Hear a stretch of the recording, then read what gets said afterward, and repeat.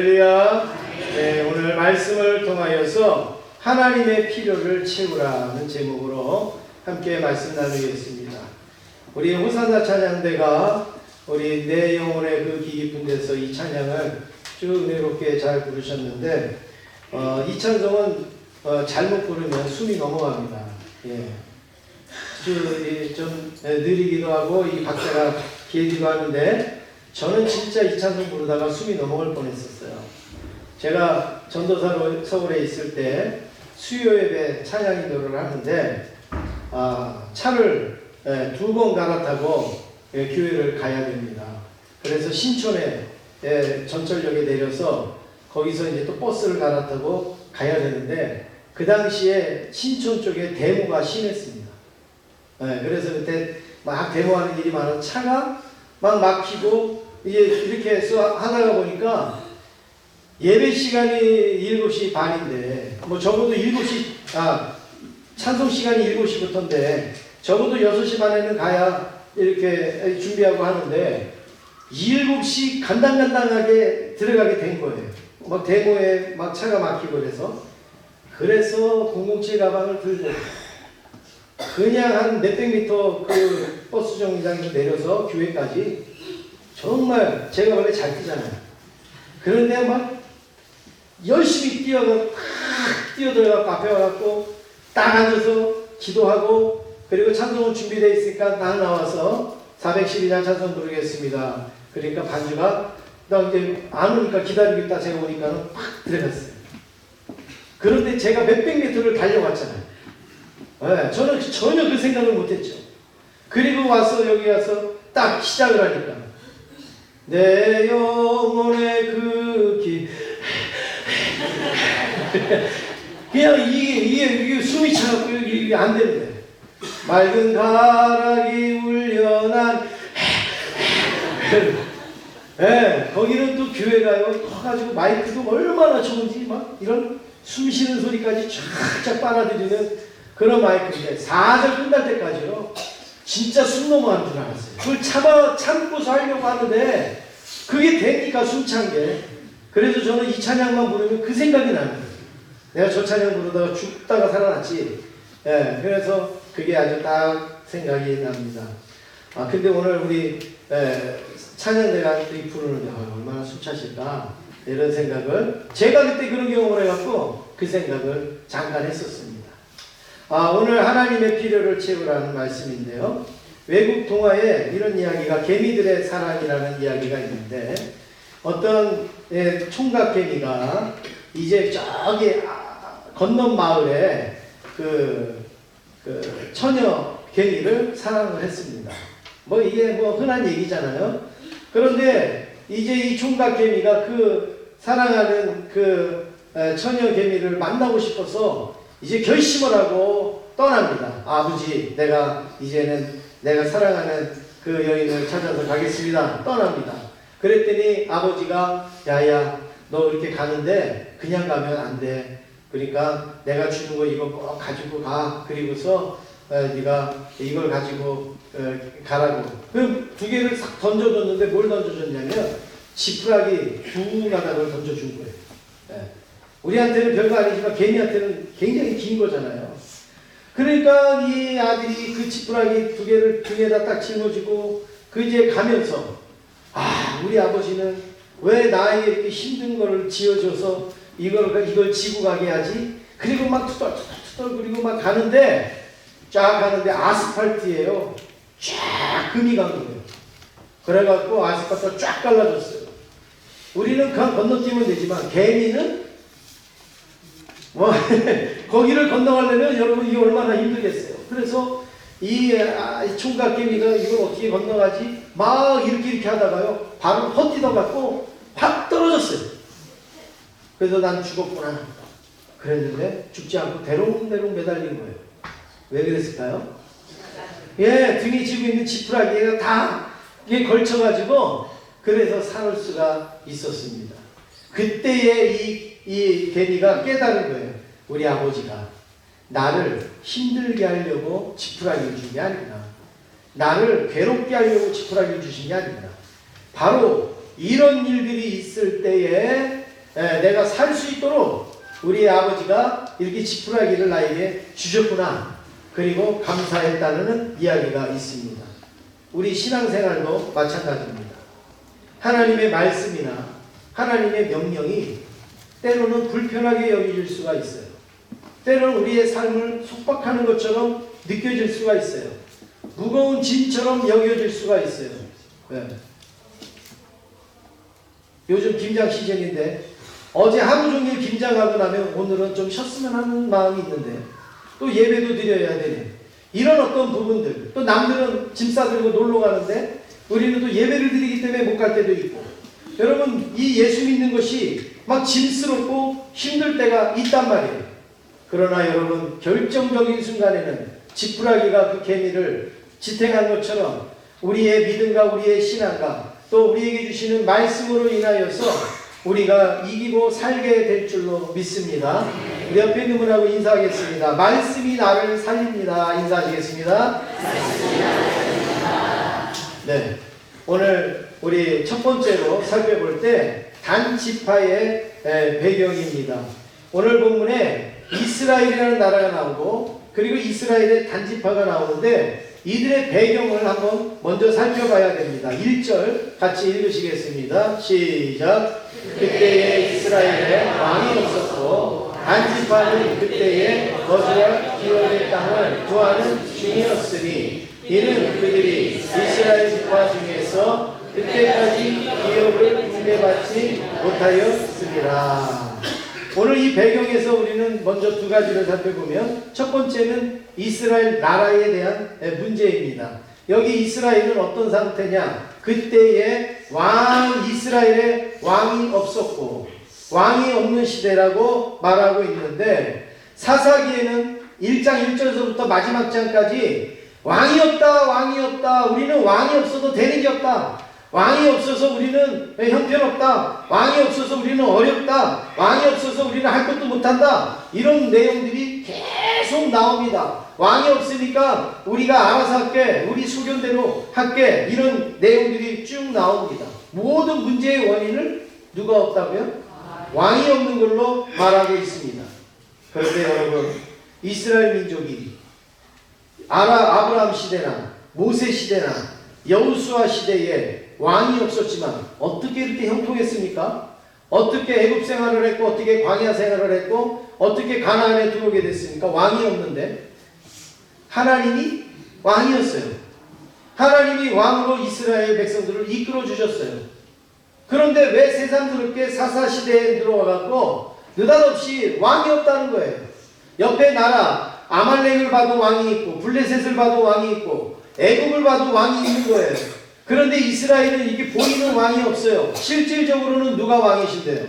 하나님이 왕이신데 보여지는 왕은 없단 말이에요. 그러니까 이들은 어느 날에서부터 투덜거리기 시작하는 거예요. 왜 우리는 왕이 없습니까? 우리도 좀 왕을 세워서 왜 우리나라를 이끌고 나가게 해달라고 그렇게 말하는데, 여러분 왕보다도 더 확실한 왕이었던 분이 누군가 하면 하나님은 아니었습니까? 하나님이 이스라엘 백성들을 먹이시고 입히시고 이렇게 하셨는데 그 하나님에 대해서는 잊어버리고 왕이 없다 이러면서 왕을 모셔달라고 이야기를 하고 있는 거죠. 여러분 그렇습니다. 이 이스라엘 백성들의 문제는 바로 이거예요. 왕이 없는 게 아니라 하나님을 이제 왕으로 섬기기가 싫은 거예요. 하나님을 왕으로 모시기가 싫은 거예요. 하나님 말씀 듣기 싫은 거예요. 여러분 우리의 신앙도 그렇지 않습니까? 내가 하나님의 말씀에 순종할 때는요, 하나님의 말씀 하나하나 순종하는 게 별로 힘들지 않아요. 그런데 내가 하나님의 말씀을 순종하려는 마음이 없어지면 이제 모든 게 다 속박처럼 여겨지고 그리고 나를 피곤하고 힘들게 하는 것으로 여겨진단 말이죠. 지금 이스라엘 백성들이 바로 그거예요. 하나님의 은혜로 살아왔는데 이제는 다른 나라처럼 번듯한 왕을 세워달라, 그런 문제를 제기하고 있습니다. 또 하나는, 두 번째는 단지파의 문제입니다. 이스라엘에는 몇 지파가 있죠? 12지파가 있습니다. 그런데 이 단지파가 오늘 본문에 나오는데, 단지파는 지금 어떤 상황에 놓여 있는가 하면 오늘 그 말씀에 보니까 단지파는 그때에 거주할 기업의 땅을 구하는 중이었으니. 구했어요? 구하는 중이에요? 구하는 중이에요. 이 거주할 기업으로 받은 땅을 구하는 중이라 이렇게 말하고 있는데, 다른 지파는 다 정착을 한 거예요. 그런데 이 단지파는 정착을 못하고 우리 땅이 어디지? 이거를 지금 구하고 있었다라는 겁니다. 그런데 성경적으로 보면 단지파는 땅을 분배를 못 받은 게 아니라 분배 받았어요. 이미 여호수아에게 분배를 다 받았는데 그 분배받은 땅을 자기가 들어가서 살지를 못하는 거예요. 그걸 정복하지를 못한 거예요. 그런데 성경만 이렇게 보면 왜 단지파는 왜 땅을 안 줬어? 다른 지파는 다 땅을 줬는데 왜 단지파는 왜 땅을 안 줬지? 이렇게 여겨지는 거예요. 근데 그게 아니라 다 줬어요. 너희들은 이곳에서 살아. 그렇게 정해졌는데 단지파는 지금도 헤매고 있는 거예요. 지금도 거주할 땅을 찾고 있었다라는 거예요. 그런데 놀라운 것은 지금 단지파가 어디에 있느냐? 지금 떠돌이 생활을 하는데 어디에 있는가 하면 2절 말씀을 같이 보시겠습니다. 2절 말씀에 보면 같이 읽습니다. 시작. 단 자손이 소라와 에스다올에서부터. 예, 됐습니다. 단 자손이 어디에 있다고요? 소라와 에스다올. 여러분, 소라가 어디입니까? 에스다올이 어디예요? 저도 몰라요. 예, 뭐 우리가 이거 어떻게 알겠습니까? 우리나라 땅도 다 모르는데, 그렇죠? 그런데 이 단 자손이 지금 어디에 있는지는 우리가 알잖아요. 소라 그리고 에스다올이라는 곳에 있다라는 거예요. 거기에. 그러면 여러분, 소라와 에스다올이 어디냐 이거예요. 거기가 무슨 땅이길래 지금 이 성경에 기록이 되어져 있는가? 여호수아서 19장 41절에 보면 지금 이 땅이 어느 땅인지 우리가 알 수 있는데, 화면 보고 한번 읽어보시겠습니다. 시작.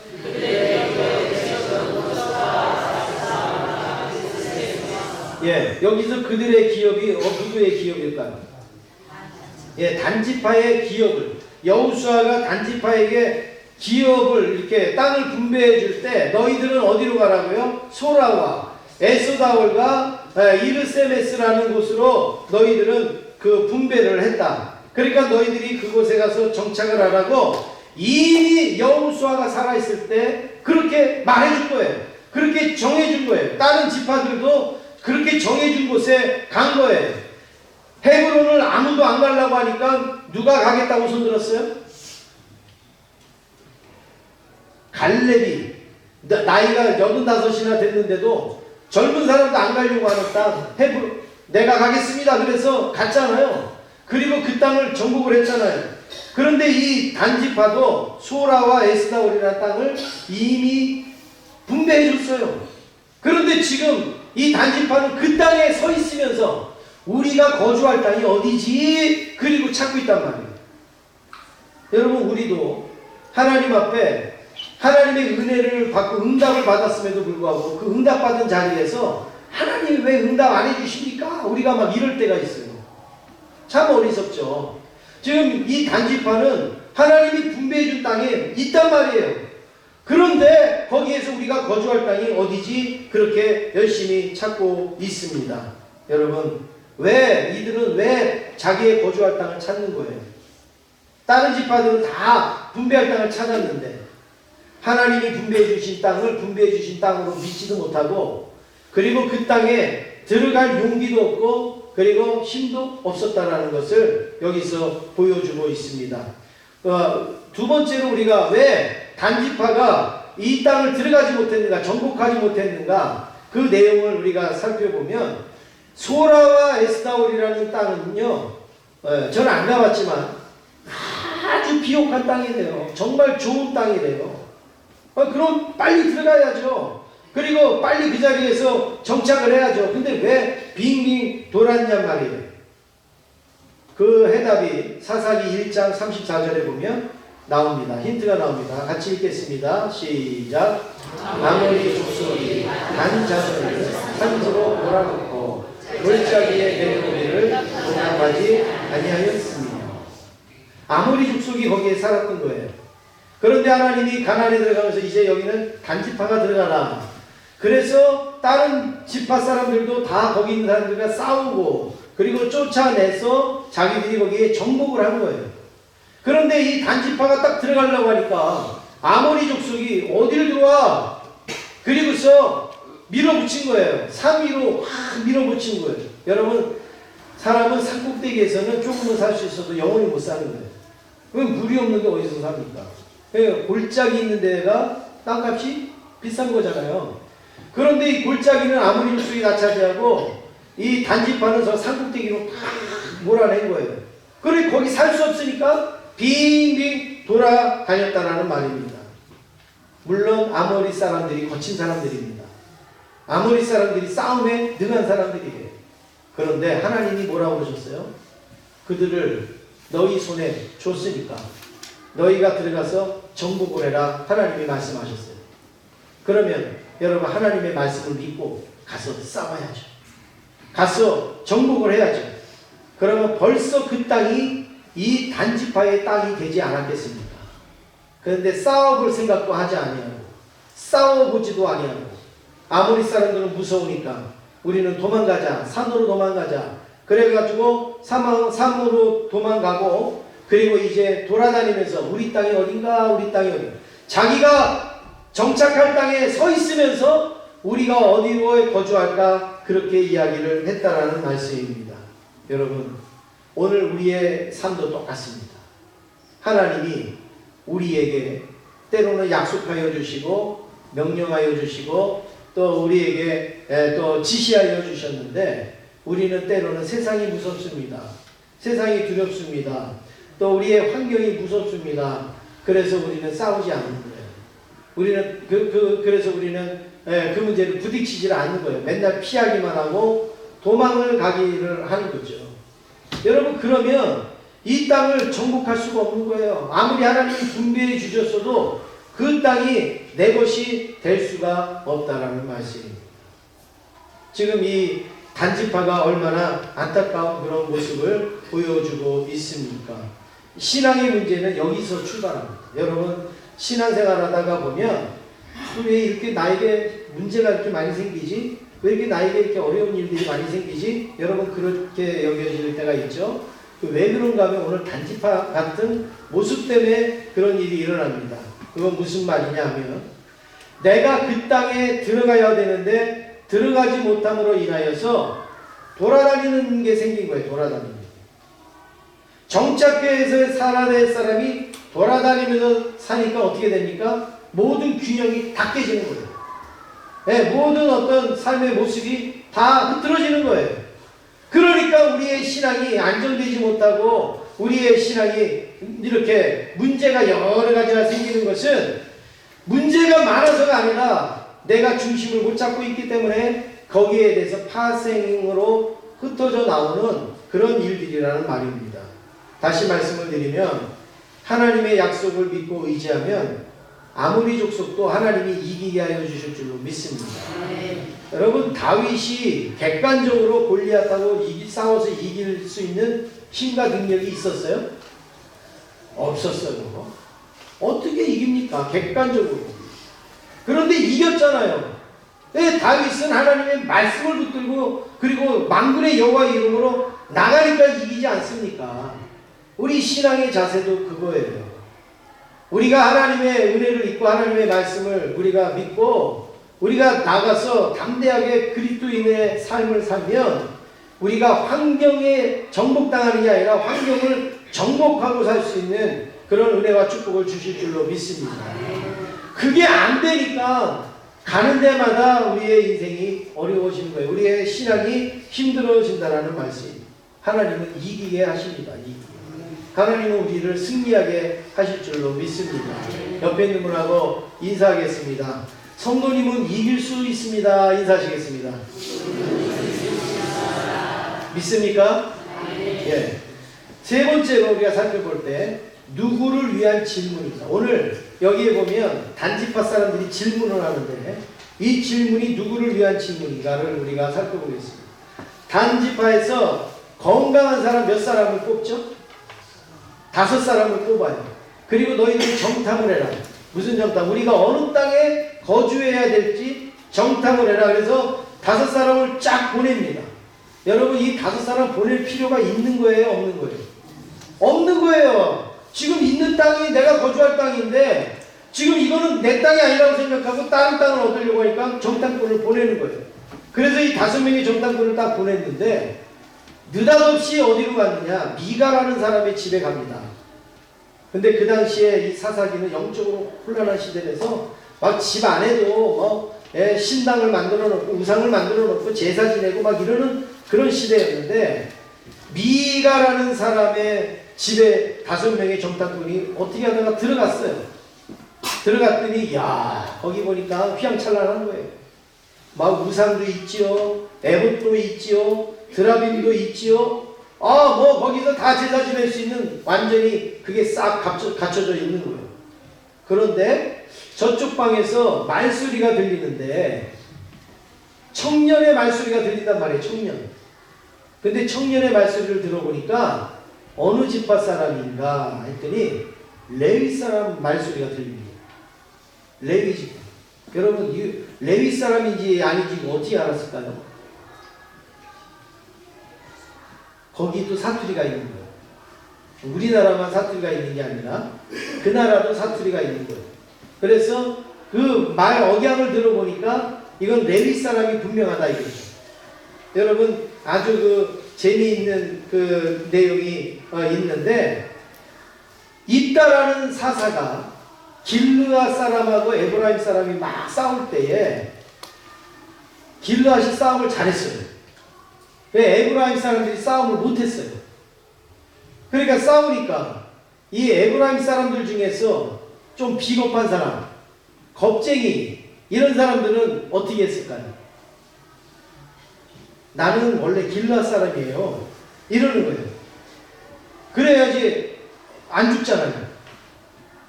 그러니까 이 에브라임 사람 중에서 길르앗 사람으로 위장하고 가장해서 들어오는 사람들이 많았단 말이에요. 요즘으로 말하면 난민 같은 그런 사람들이 많았단 말이에요. 그거 다 받아줄 수는 없잖아요. 간첩인데 나거든요. 그러니까 입다가 딱 서가지고 추려내는 거예요. 에브라임 사람인지 아니면 길르앗 사람인지 추려내는 거예요. 근데 그걸 어떻게 추려내겠어요? 다 똑같이 생겼는데. 근데 그걸 뭘로 하냐? 발음으로 추려냅니다. 그래서 이 사람들의 발음 중에서 구별할 수 있는 게 쉿볼렛이라는 단어가 있어요. 쉿볼렛. 네, 좀 발음이 좀 이상하죠? 네, 쉿볼렛이라는 이 단어인데 길르앗 사람은 쉿볼렛 이러면 쉿볼렛 이렇게 발음을 해요. 근데 에브라임 사람들은 쉿볼렛 해봐 그러면 쉿볼렛 이러는 거예요. 예. 그러니까 딱 단어를 들으면 아는 거예요. 우리나라도 비슷하죠? 뭐가 있어요? 네, 쌀 그래봐 그러면 어느 분은 살 이런단 말이죠. 예, 그게 먹는 쌀을 말하는 건지 몸에 붙어있는 살을 말하는 건지 잘 모를 때가 있단 말이에요. 마찬가지로 이스라엘 사람들도 그렇게 구분을 한 거예요. 그러니까 레위 사람도 발음이 레위 사람이라는 그 발음이 있는 거죠. 그래서 야 어떻게 레위 사람이 여기에 왔는가? 여러분 이스라엘 사람들에게 레위 사람들은 굉장히 중요한 사람들이에요. 왜냐하면 레위 사람이 있어야 제사를 지내요. 제사장 가문이니까.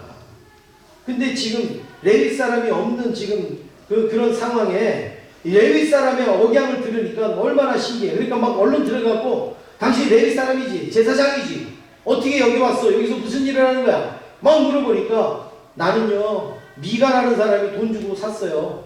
그래서 우리 집에 제사장으로 오라고 해갖고 지금 여기 와서 지금 내가 제사장 노릇하는 거예요. 그러니까 가정 그 어떤 그 제사장이 된 거죠. 그러니까 뭐 공적인 어떤 그런 제사장이 아니라 사설 그런 제사장이 되어진 거예요.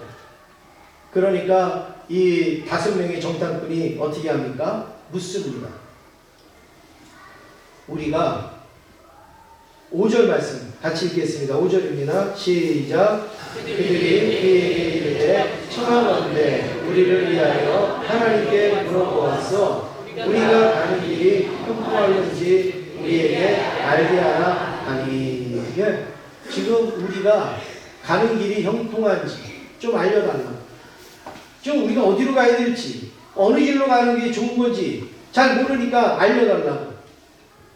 여러분, 우리가 사람이 이렇게 미련합니다.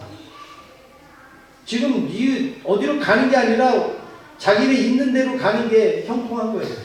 하나님이 분배해 주신 땅에 가서 정착하고 사는 게 형통한 거예요. 그런데 어디를 갑니까? 가기는 뭘 물어봅니까? 그러니까 우리가 하나가 어긋나면 행하는 모든 파생되는 것이 다 혼란으로 이루어질 수밖에 없는 거예요. 그런데 이 레위 제사장이 얼마나 훌륭한 제사장인가. 6절에 보면 이들에게 이렇게 대답을 해줍니다.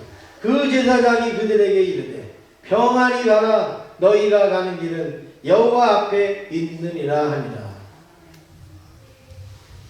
이거는 아멘이 아니라 노멘이에요. 여러분, 뭐가 평안이 나요? 지금 엉뚱한 곳을 헤매고 다니고 있잖아요, 이 사람들이. 근데 뭘 평안히 가요? 그리고 너희가 가는 길이 뭐가 여호와 앞에 있어요. 지금 여호와가 말씀하신 곳은 소라와 에스다올인데 뭐 엉뚱한 데 지금 다니고 있는데 뭐가 여호와 앞에 있냔 말이에요. 이 레위 제사장 사입이에요, 사입. 엉뚱한 거 지금 말하는데, 여러분 상담을 하거나 또 이런 거 할 때 제일 쉬운 게 뭔지 아세요? 다 잘 된다고 그러면 돼요. 다 좋다고 그러면 돼요. 우리 성도들이 무슨 일을 할 때 목사는 예, 그거 좋은 거예요. 예, 잘 됩니다. 예, 그렇게 하세요. 여러분 무조건 그렇게 하면요 신경 쓸 거 하나도 없어요, 목회자는.